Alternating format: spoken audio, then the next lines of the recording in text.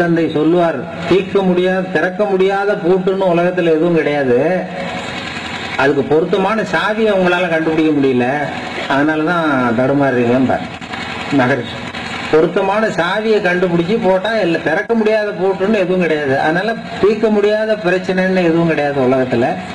நீங்க பிரச்சனையை கண்டு பயந்துடாதீங்க, அதுக்கு பொருத்தமா ஒரு சாவி இருக்கு, அதை தேடி கண்டுபிடிக்கணும், அவ்வளவுதான் அப்படின்னு சொல்லுவாங்க. ஒவ்வொரு பிரச்சனை எதுவாக இருந்தாலும் தீர்த்துக்கலாம். இப்போ என்னோட நான் இப்போ ரேடியோ ஸ்டேஷன்ல வேலை பார்த்துட்டு ஒரு பொண்ணு என்னோட வேலை பார்த்தது, என் பக்கத்து சீட்டு, அது ஆந்திரா.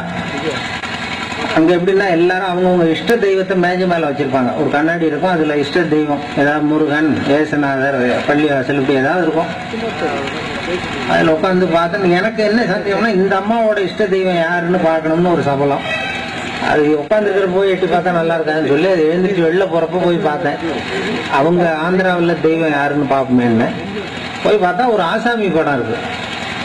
அப்ப அந்த பொண்ணு வந்துட்டு, என்ன சார் பாக்குறீங்க அப்படின்னா, அது யாருமா அது, எல்லாரும் தெய்வத்தை வச்சிருக்கிற இடத்துல நீ ஒரு ஆசாமி படம் வச்சிருக்க, யாரு அப்படின்னு. எனக்கு அப்படியே அதிர்ச்சி. தெய்வம் வைக்கிற இடத்துல வீட்டுக்காரரை வைக்கிற ஒரு பொண்ணு இந்த காலத்துல இருக்குன்னா, அப்படியே பார்த்துட்டு, உங்க வீட்டுக்காரருக்கு தெரியுமா நீ இப்படி இங்க வச்சு இப்ப தினம் பாக்குறது, தினம் வந்ததை எல்லாரும் அவங்க இஷ்ட தெய்வத்தை தொட்டு கும்பிடுறது வழக்கம். ஆபீஸ்ல ஏதாவது பிரச்சனை வந்தா தெய்வத்துக்கிட்ட வந்து முறையிடுறது வழக்கம். அதே மாதிரி நீ பண்ணா, ஆமா சார் நான் பண்ணுவேன், வீட்டுக்காரருக்கு தெரியுமானா, அவருக்கு எதுக்கு சார் இது தெரியணும், நம்ம மனசுல மரியாதை இருந்தா சார் தான் அப்படின்றது.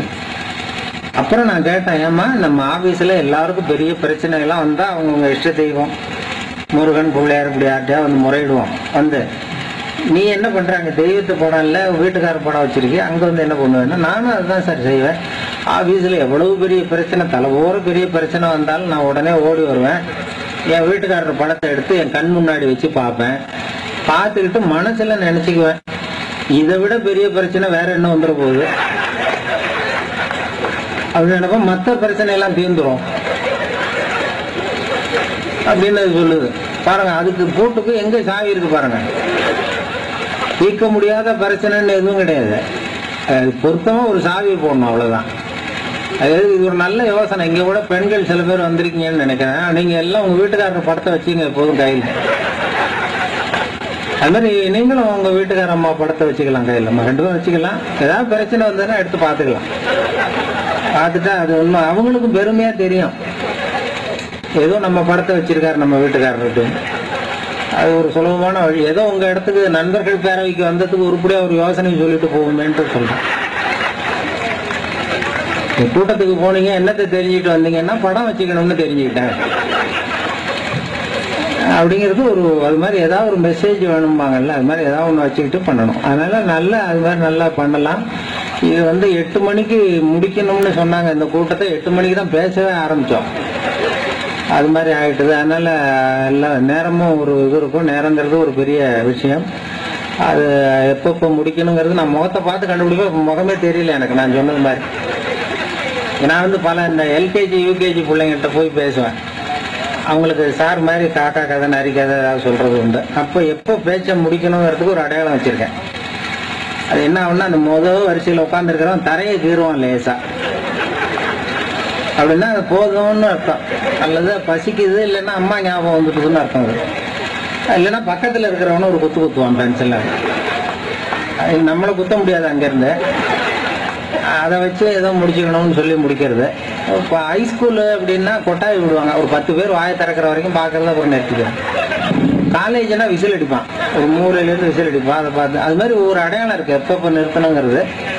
எனக்கு ரொம்ப பிடிச்ச இடம் இங்கே ஒரு முதியோர் இல்லங்கள் இருக்குது. இந்த சில இது பென்ஷனர் அசோசியேஷன் இருக்குது சென்னையில், பல இடங்கள்ல இருக்குது பென்ஷனர் அசோசியேஷன். இதெல்லாம் 70 80 வயசு 90 வயசுக்காரங்க அண்ணா நகரில் கூட இருக்காங்க. அவங்க பழைய காலத்து கலெக்டர், போலீஸ் அதிகாரியெல்லாம் அதில் இருக்காங்க, வயசானவங்க பென்ஷன் வாங்குறவங்க. அந்த அசோசியேஷனில் நான் போய் பேச சொல்லுவாங்க அடிக்கடி. அங்கே பேசினா அவங்க மட்டும், எனக்கு டைம் லிமிட்டே கிடையாது, எவ்வளவு நேரம் வேணாலும் நான் பேசலாம். அவ்வளவு பேரும் அசையாம உட்காந்துருப்பாங்க. அத்தனை பேரும் அப்படியே என் முகத்தையே உத்து பார்த்துக்கிட்டு இருப்பாங்க, கொஞ்சம் கூட அசைய மாட்டாங்க. என்ன காரணம்னா காது கேட்காது. அது எனக்கு தெரியாது அப்போ. இது ரொம்ப பெரியவங்க பெரிய மனுஷங்க ஆர்வத்தோட கேட்கறாங்க போல் இருக்குன்னு நான் நினைச்சிட்டு இருப்பேன். பேசி முடிச்சுட்டு இறங்கி ஒரு பழைய காலத்து கலெக்டர் முதல் வரிசையில் உட்காந்துருப்பாரு. போய் மெதுவா பக்கத்துல உட்காருவேன். அவர் தலையை மட்டும் திருப்புவார். திருப்பி முடிச்சுட்டீங்க போல் இருக்கு அப்படிவார். அது எப்படி சார் கண்டுபிடிச்சிங்க அப்படின்னா, இறங்கி வந்தீங்கல்ல கீழே அப்படிம்பாரு. அது மாதிரி இதுல ஏன்னா இப்ப உங்களையெல்லாம் அந்த லிஸ்ட்லயும் சேர்க்க முடியல, முகத்தையும் பார்க்க முடியல. இருந்தாலும் மணி கிட்டத்தட்ட 9 ஆயிருக்கும்னு நினைக்கிறேன். அதனால வேற ஒரு சந்தர்ப்பத்தில் நான் மறுபடியும் சந்திக்கலாம். இந்த நண்பர்கள் பேரவைக்கு என்னுடைய வாழ்த்துக்கள். ரொம்ப நன்றி.